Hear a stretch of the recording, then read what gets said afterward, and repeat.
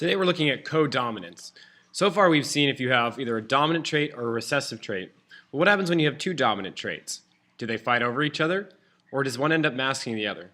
The answer lies in what codominance represents, and it'll often explain why you see animals with splotchy colors, or for some of you the idea of two different eye colors. Let's first take a look at some background into what codominance is. Codominance. What happens when there's more than two types of traits? We then have to start ranking alleles by their dominance. So far, we've only seen that a trait can either be dominant or recessive. In one such example, hair color, we often use the example that black hair color is dominant over blonde hair color. But we know for a fact that this isn't always the case. There's also other traits as well. For example, what about brown hair? Where does that fit in? Is it more dominant than black or less dominant than black? We do know, however, that brown is more dominant than blonde, so where do we go from there? We need a way to be able to rank dominant traits or express what happens when the two are met inside of an embryo. This is called codominance.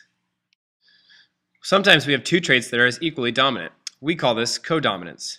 Organisms that display speckling or splotching are typically showing codominance of two dominant traits.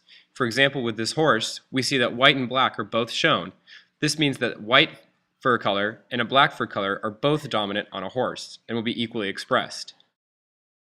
What is codominance? Codominance is when you have two dominant traits and a recessive trait. Codominance gives you a speckling of sorts. The dominant traits will always cover the recessive trait. However, if one organism has both dominant traits within them, you'll end up with a speckling or splotching of the traits, because both dominant traits are going to be equally as shown. The dominant trait, if combined, creates splotches or patches on the animal. Here's another example. If we look at two cows, a white and a brown, we see that if they mate, we end up with a cow with splotches. This means that for cows, white fur color and brown fur color are codominant. This pattern is often seen in flowers as well, with splotchy colored patterns dictating the flowers. This is all codominance. Now that we have a basic understanding of what codominance is, I think it would be a good idea to show you how a Punnett square of it works. Remember, you have to have both dominant traits in order to show codominance in an organism. Otherwise, the rules will stick exactly the same. We're going to stick to the cows as it makes it a little bit easier to notice with it. Follow along and make sure you kind of write them down if you're taking notes, so that way you have a little reference guide to be able to focus on.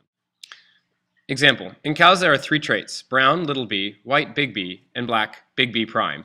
Because black and white are dominant, yet for the same trait, we have to use the prime to show that they are different, hence big B and big B prime. For our brown cow, we would be able to say that their genotype would be little b, as brown as the recessive. In a black cow, if we know that it's homozygous, it could be big B prime, or if it's heterozygous, it could be big B prime, little b. Remember, dominance and recessiveness stay the same. The same applies for a white cow. The white cow could be big B if it's homozygous, or if it's heterozygous, big B and a little b.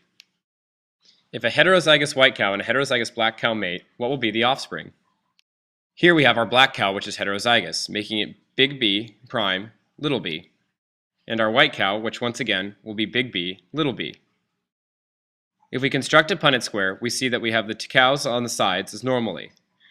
The upper cow is going to be the white cow, and the side cow is the black cow. If we examine this, we see that the Punnett square fills out normally. If we look at the answers within the squares, however, we see that we have a little b, which will be a brown cow, a big B prime, little b, which will be a black cow, a big B, little b, which will be a white cow, but unusually enough, a big B and a big B prime. These two dominant traits are going to lead to splotches, as its codominance is what's shown. So if we look at our cows, we see here the little b cow, the big B prime, little b cow, the big B, little b cow, and lastly, the codominant big B prime cow. Notice, splotches that are present equal to the cow having multicolored. I'll leave you with this thought. Can you have a trait that is in humans or just in general that can be both codominant as well as show incomplete dominance? There's one that I'm definitely thinking of. But anyway, see if you can come up to me with some more tomorrow. Have a good one.